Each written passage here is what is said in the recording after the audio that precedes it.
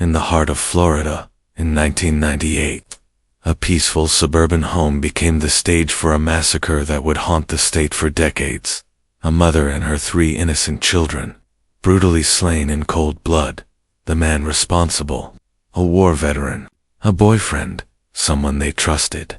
Asterisk, this is the story of Jeffrey Hutchinson, the Gulf War vet turned family and a quadruple murder so savage, the state of Florida has scheduled his execution for May 1, 2025. Asterisk, Renee Flaherty was a devoted mother of 3. Her children, Jeffrey, Amanda, and Logan, were only 9, 7, and 4 years old. They lived in a modest Florida home. Life wasn't perfect, but Renee worked hard to give her kids the best she could. Asterisk, in her life was Jeffrey Hutchinson, a Gulf War veteran. To outsiders, he seemed like a man who had served his country and was trying to rebuild his civilian life. But behind closed doors, their relationship was rocky.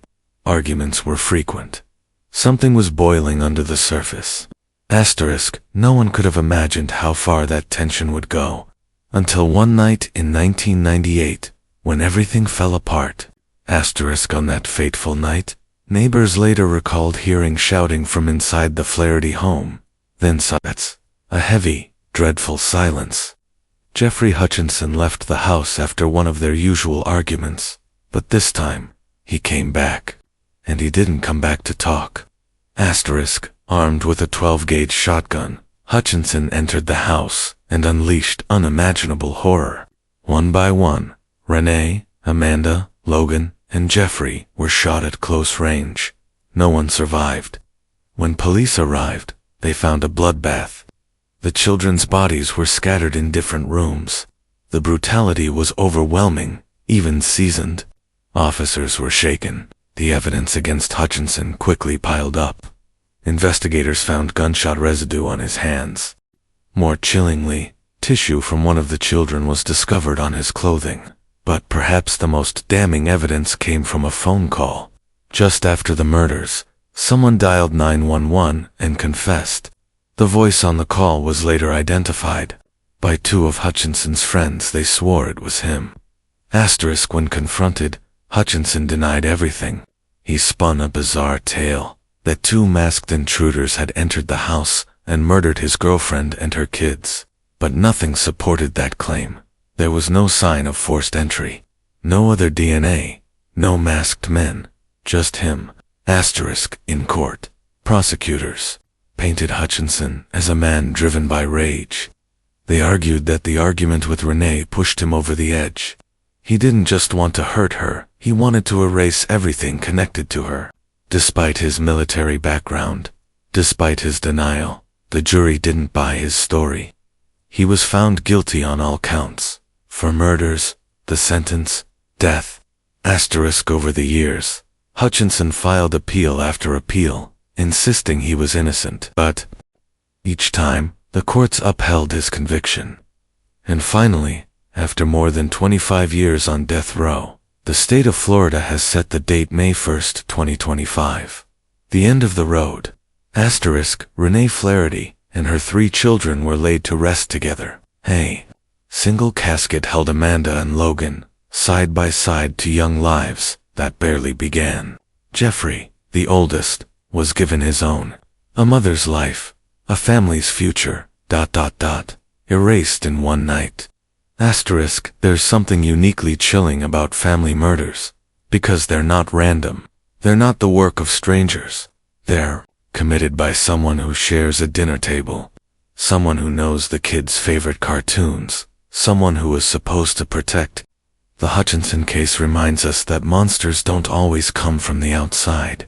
Sometimes, they wear the face of someone we trust. Asterisk, if you found this case as chilling as we did, don't forget to like the video, subscribe, and hit the bell so you never miss a story. Asterisk. It was Monday, the 1st of October, 2012. 5-year-old April Jones had spent the day at school like any other. Later that evening, she was outside riding her pink bicycle near her home in the Bryn Gog housing estate.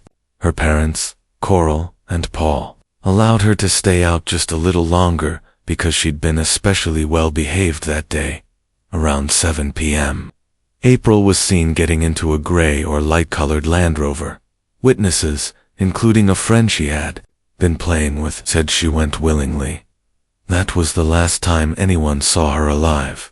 Asterisk, as the realization hit that April was missing, panic spread quickly through the town.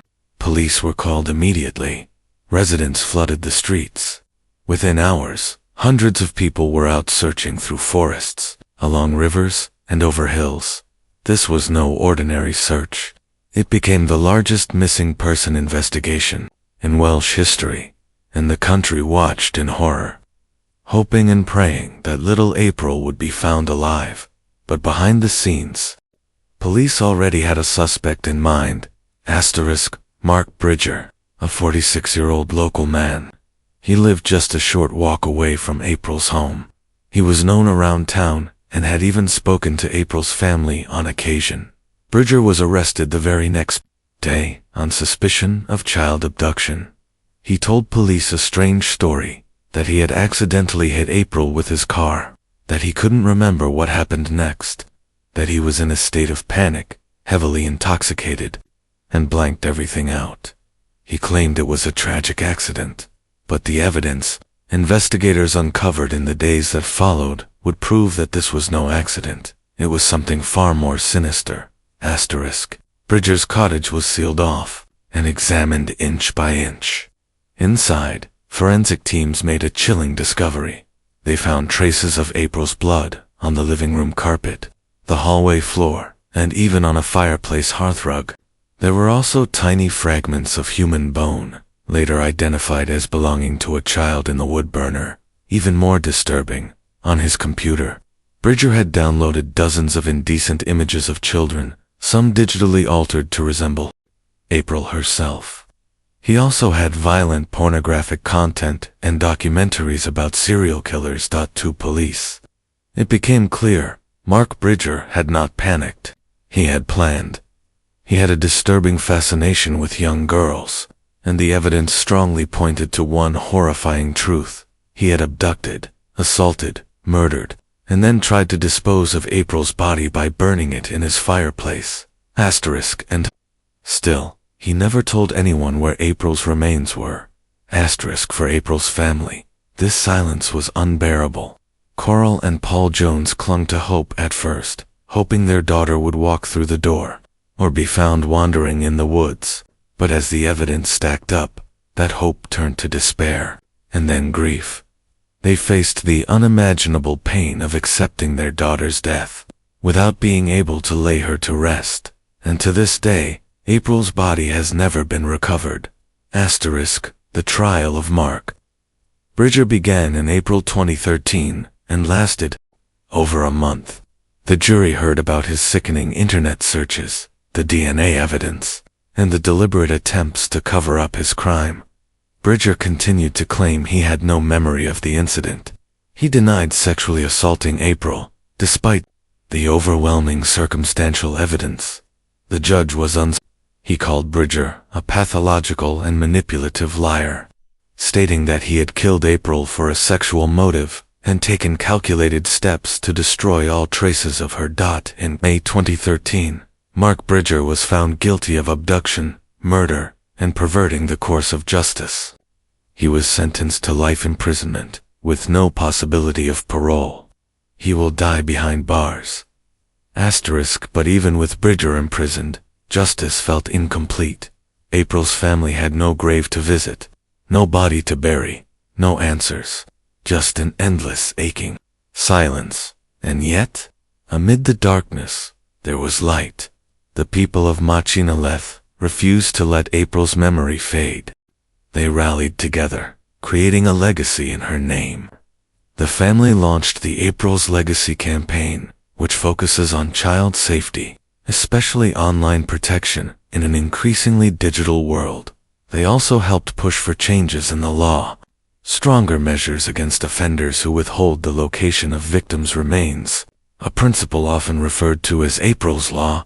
Asterisk. April Jones was just 5 years old. She loved school, she loved swimming, She adored her family. She had her whole life ahead of her, a life that was stolen in the most brutal, unforgivable way. But her memory lives on, in the pink ribbons tied around lampposts, in the candles lit at vigils, in every child now protected because of the awareness her story created. Asterisk, in loving memory of April Sulin Jones 2007 to 2012, gone from this world, but never from our hearts. Asterisk, asterisk.